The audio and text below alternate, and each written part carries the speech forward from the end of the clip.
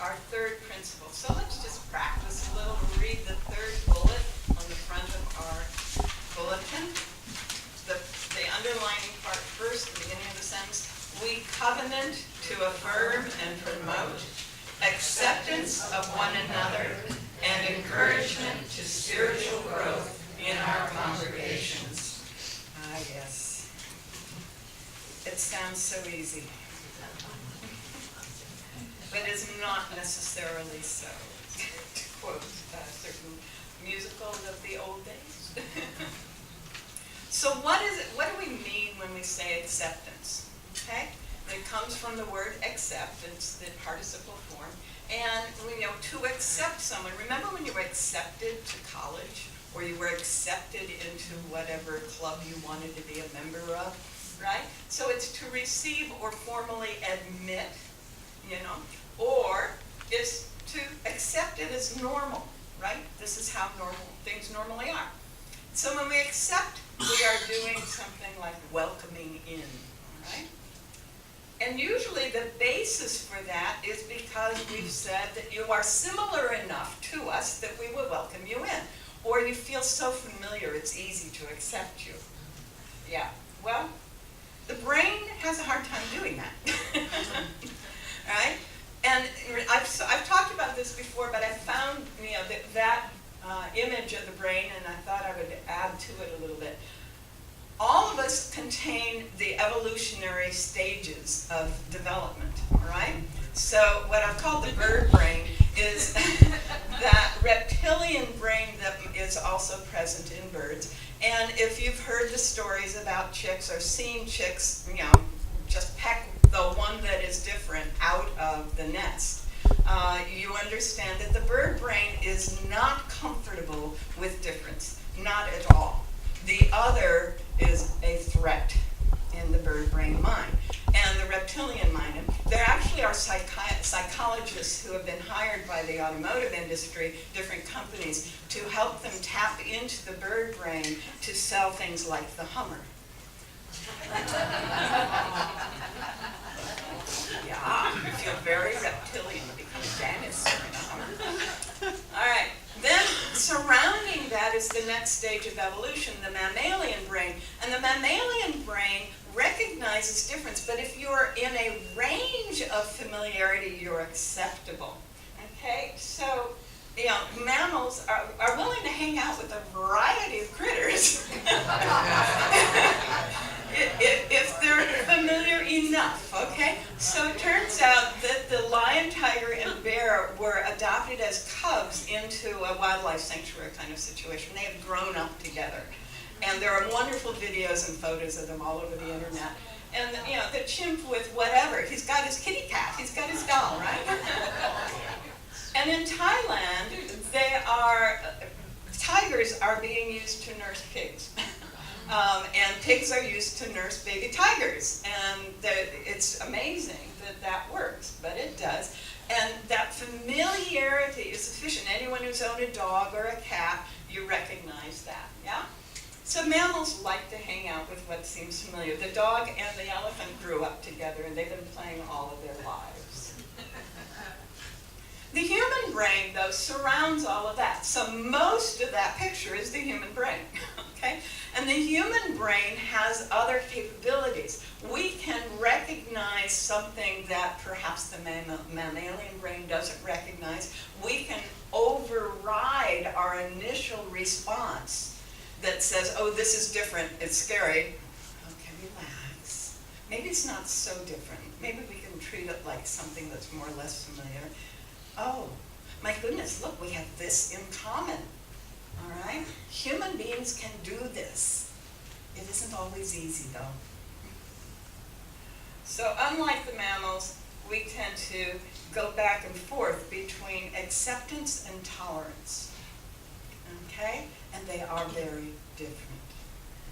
And that's one of the things I wanted to talk about today, is that difference.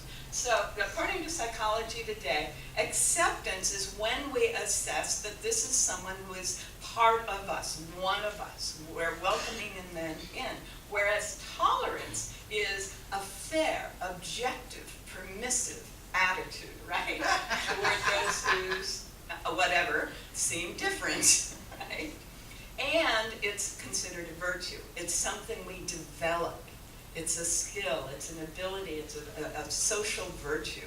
Acceptance is something that happens, automatically. Infants will accept any other infant. Have you noticed that? When my 2-year-old was crying, all I had to do was get another baby around and she was fine. Yeah? And so tolerance is something we develop. It's a skill. And it's, you can kind of see it in other critters, but, in fact, you can definitely see it in, there they are, the cats. Right? They tolerate each other. They very rarely accept others unless they grew up together, right? So I'm going to go back to the earlier definition. And the Psychology of Day says if we explore that relationship between acceptance and tolerance, we're actually saying generally we will tolerate something for a while and then accept it. Okay? Acceptance goes beyond tolerance. So, something to be aware of. Am I tolerating this or am I accepting this? And if I'm not accepting this, why?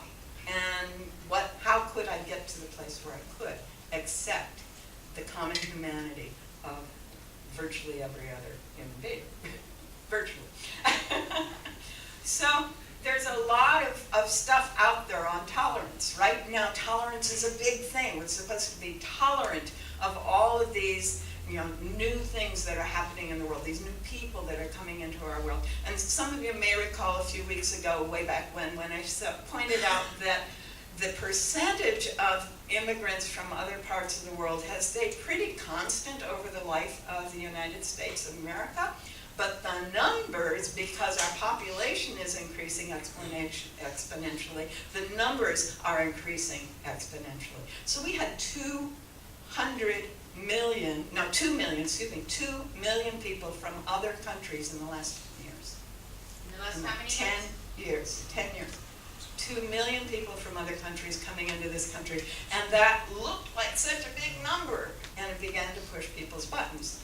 And so tolerance of immigrants began to be part of our social dialogue. The Dalai Lama talks about tolerance. The Dalai Lama, as you may recall, is a leader in exile because someone came in and took over his country and tried to wipe out everything that mattered to him and everyone he cared about. And so he's saying tolerance is something we can learn from our enemies. Yeah. I happened to watch again recently the movie Kundun, which is the story of the Dalai Lama's childhood. And it's marvelous, marvelous. And it has the scenes where Mao Zedong invited him to Beijing and started trying to convince him that China was the only way for Tibetans to be. And they did a beautiful job of the subtleties in that interaction. It's something you can look at. So one's enemy is the best teacher. And then Helen Keller, isn't this interesting? The highest result of education is tolerance. And what she's saying, this is a learned skill. If you are either accepting or not accepting, you can use tolerance as kind of that bridge. In today's world, because it's becoming such an issue or a possibility or something to focus on, this is being taught at the earliest ages and being encouraged in the media.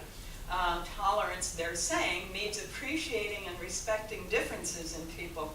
Unfortunately, though, if we look at the definition of tolerance, what we're seeing is there's a certain amount of endurance and putting up with and long sufferance associated with the word tolerance.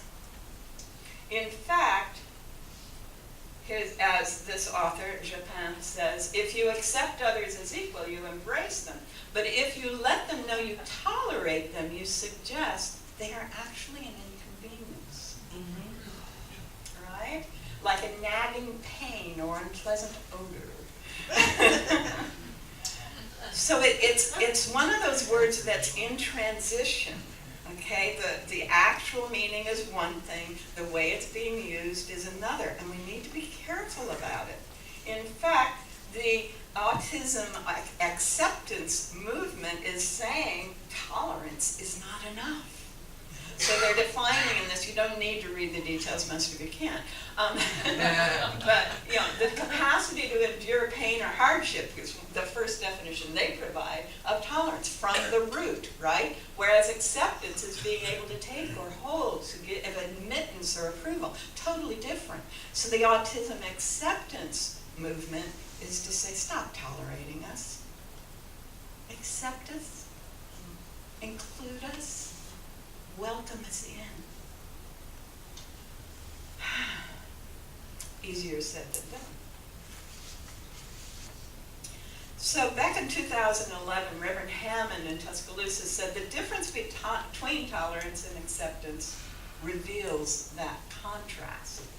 We can endure something painful, or we can welcome as one of us.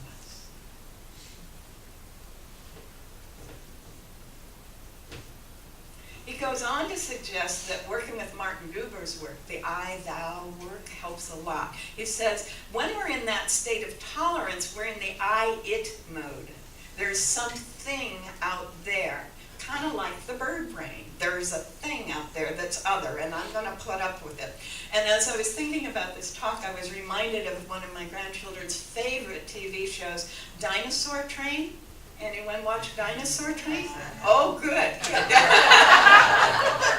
Well, I've forgotten the species of the odd one, but he's basically related to Brontosaurus. And he's born in a pterodactyl nest.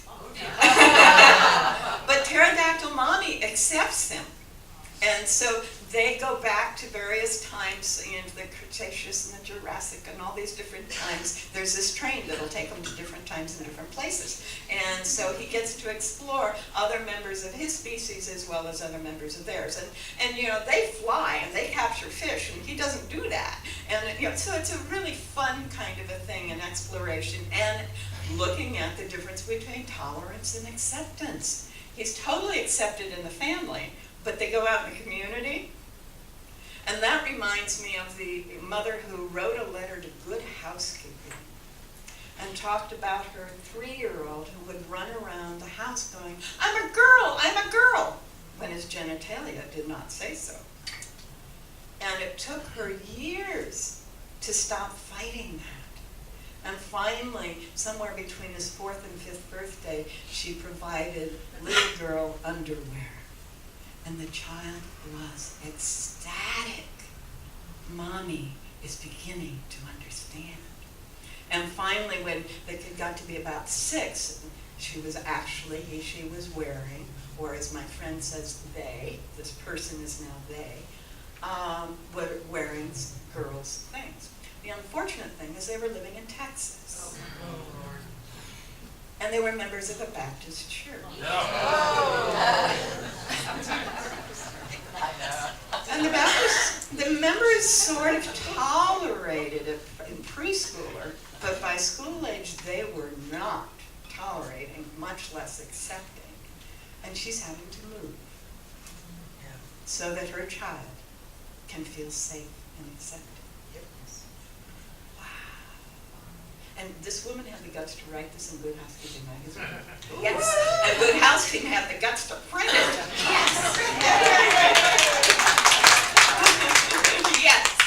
So when we shift from tolerance into acceptance, we're saying you're not an it out there that I'm putting up with.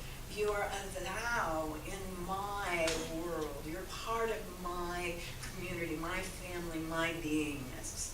You are no longer something, you are now someone.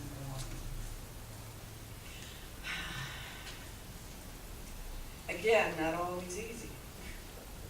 So there's a doctor, Michelle Sharfin, who's working with the guy's work. He's on, Daily Brew, Scott Noel. He wrote an article that suggested that we don't have to think of acceptance at one end and tolerance at the other. We have to think of it in a different way. And this is her map of that.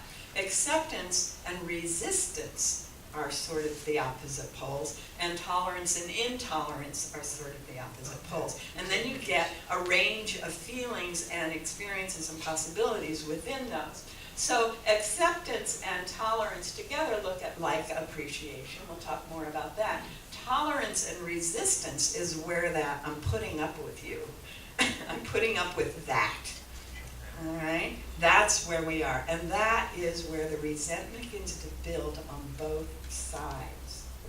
So when we have intolerance and resistance, we're saying, you're not welcome. You're not really part of my family. I'm willing to put up with you, but you're not really part of it. And we will punish and banish you for being who and what you are. Tolerance tends to do that. If you are, not within the range of what we consider suitable, we will banish you or we will punish you. And as I note down in the corner, this is like school cliques, middle school, high school, right? Yeah. And, we're right, you're wrong. There's no point in you trying to make sense out of this. You're wrong. In that world of intolerance and resistance, we're suitable. We're doing it the right way. How many times have we seen this? And how much of teenage media is around this story? Virtually all drama sent to, provided to middle school and teenage kids. If you watch Nickelodeon or the Disney for Kids thing, or Disney for Teens thing, this is what you're going to see. The cheerleaders, all kinds of things. Clueless was one of them, right? All those stories about how the one who is different is not accepted. Now we're starting to see on the internet videos that are pointing out that if I can allow myself to tolerate it long enough to take it to the next step of a relationship, I can find something more. But it's not the standard media. So one of the things that we're getting in the culture is actually training for teenagers not to be accepting. That's what they're seeing in the media. So something to be aware of. And no wonder then we're seeing more bullying and more assumptions and moving into warlike stances. If we continue around what she's talking about, so resistance and intolerance leads to that conflict. But if we move from intolerance plus acceptance, wow, can I not comfortably tolerate you, but can I accept you? It reminds me of when I was growing up. I met my father at 13, and by 15 he was really rubbing me the wrong way. He was white collar and I was academic. That was the world I grew up, a university campus, and he was a very hard drinking white collar salesman who should have been an artist. So that not being quite who he really was at 15 was making me really uncomfortable. Right? And my next door neighbor, I was her babysitter, she had 5 kids, and she was very Catholic, and she had Dorothy Day's papers around a lot. And so I'd skim them every now and then. And I was finally going, I don't know what to do with this guy. And she says, well, I said, I don't like him at all. And she says, well, nobody ever said you had to like him, just love him. That was a mind blower, and I had a number of years to twist it around. What is the difference, and where does that come from? Well, I think that's part of this acceptance, but not tolerance, right? So if we look at it, you're accepted as one of us, but your behavior, language, dress, whatever it is not suitable. That's what we're looking at. What you are doing is not in our alignment. And if you've been a parent, you know this. I love you, but you can't keep doing what you're doing, right? I have to change that behavior. I love you so much, that behavior has to change. So we start getting creative because we do care, because we love. And the first thing we generally go to is the last one on the list. I'm going to confront them and tell them why they have to be different. Right? Or we might be, skilled in behavioral psychology, and we go to, well, I'll reward the desired behavior, but I won't reward the undesired behavior, right? But ideally, we would start at the top of the list. And first, we'd try to find the basis for the behavior so we can have an understanding. To move from, rejection to acceptance helps. It helps a lot if we understand where this thing that feels unsuitable is coming from.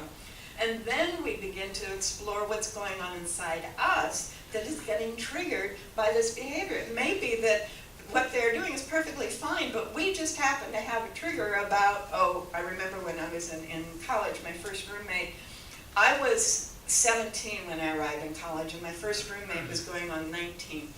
And so we had some problems. And she was about to get married, and I hadn't even really dated yet. And it was just really not exactly a good fit. And I had not yet mastered dust bunnies. And that made her crazy. There were dust bunnies under my bed, and I had not got rid of them. This was unsuitable behavior, and she rejected me out of hand. I think she may have thought she had other reasons too, but it was her trigger. I mean, dust bunnies, really? 3 foot under a 4 foot wide bed, right? Excuse me? This is sufficient to destroy a relationship? And so she had a trigger. Things had to be a certain way in order for her to be okay that was beyond the nature of the relationship, right? So we all do. We all have triggers like that. We have something that our mom said we would not survive if that happened, right? We got that message. And anyone who has been married, and virtually everyone in this room has dealt with some of those experiences, or if you've had other roommates. So beginning to recognize what is the trigger in me, and is there a basis for that? Is that really a survival issue?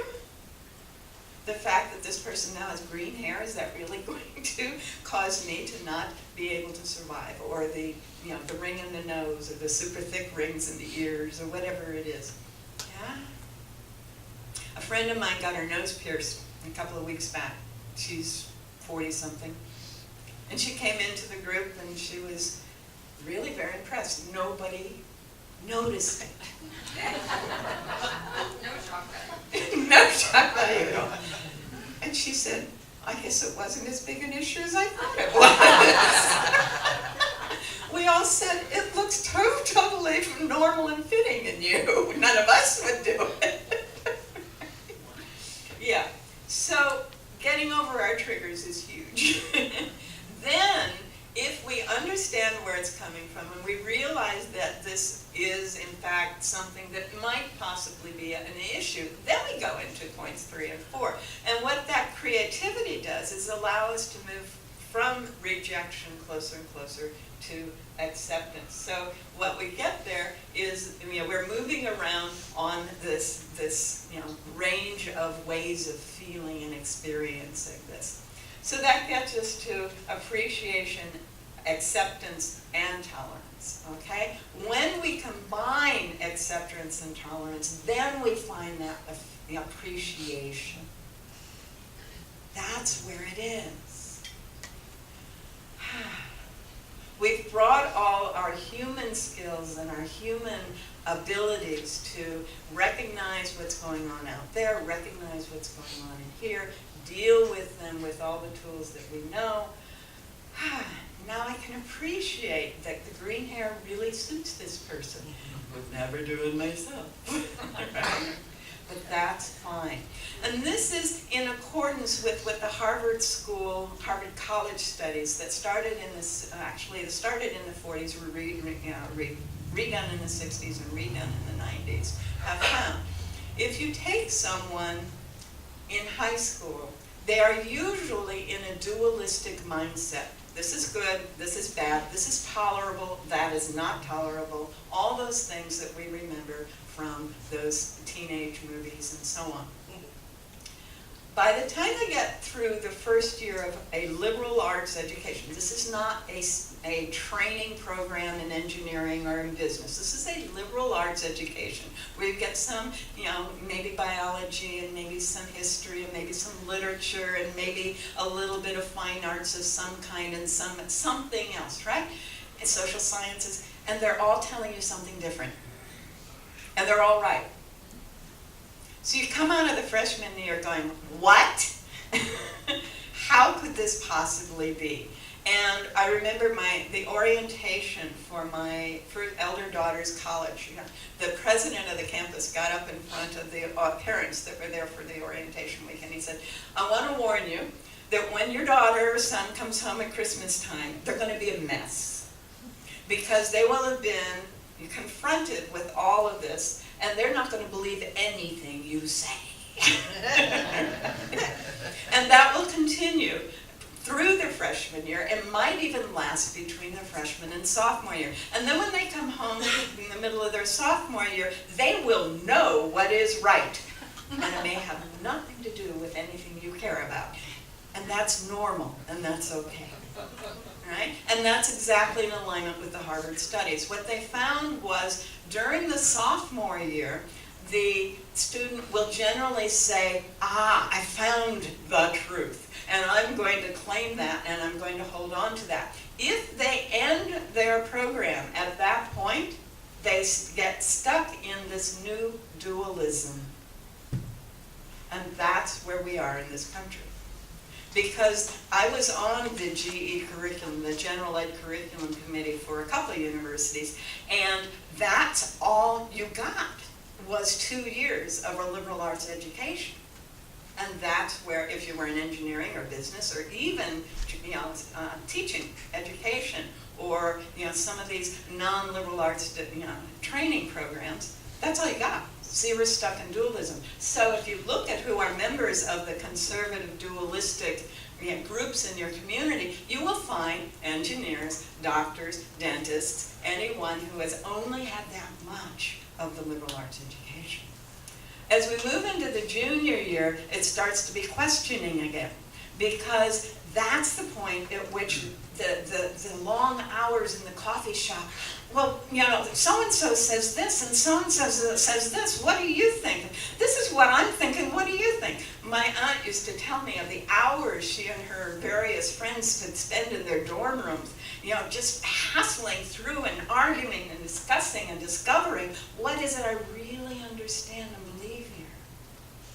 And then by the senior year, what has happened is the beginning of what is called committed relativism. And that's what we're talking about here. Acceptance and tolerance. This is my path. I understand you have your own path. And that's fine. But this one's the one I'm going to be living from. These are the values I choose. And I'll be comfortable with the fact that you've chosen yours. You can even be in my family and have different values. I remember I did a wedding once for a woman who married her high school sweetheart. They'd been torn apart by her father and not able to get together. They'd been 35 years prior. By the time they ended up together, she was a very staunch, liberal, progressive ex-hippie, and he was a very staunch, conservative Republican businessman. And they chose to stay together and be married and form a household because they were able to do this. Committed relativism, acceptance and tolerance, and love each other regardless. Yes. And so when we achieve that, then we recognize ultimately that we're just walking each other home. Thank you all very much.